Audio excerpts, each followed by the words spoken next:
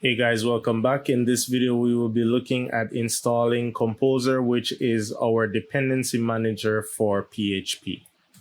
Now, one of the major features or major advantages to open source and using the open source community is that people are always developing tools and bootstrapping existing methods, making it faster or making it easier for us to develop apps faster.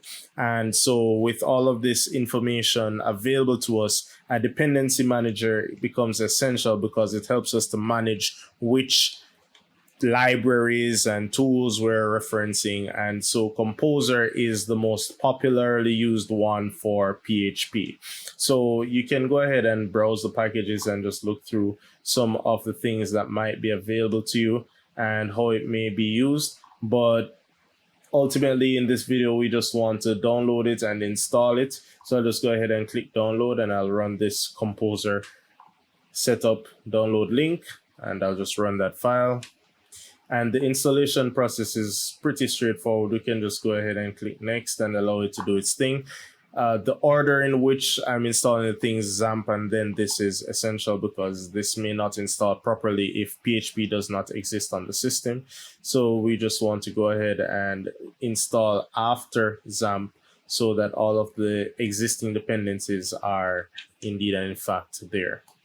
So once we finish, we can validate that it exists by going to our command prompt. So I can just search for CMD, or you may have a different operating system. So just bring up your command prompt and then you can type in the word Composer.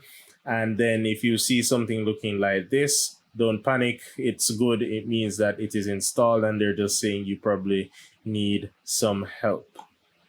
Now, once again, this Composer application, it's command line, as you probably would have deduced by now, but it actually allows us to just install maybe a Bootstrap framework or somebody's impression of a CSS framework or something that we see on the internet once they would have hosted it with the library that is called Composer, or that Composer makes available.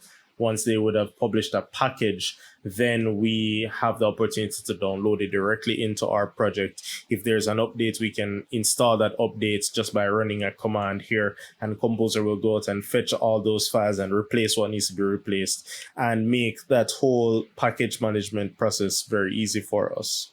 As we go along, you see the relevance of it, but we just want to make sure that we're covering all bases. And so we have installed it and we can move on to the next mission.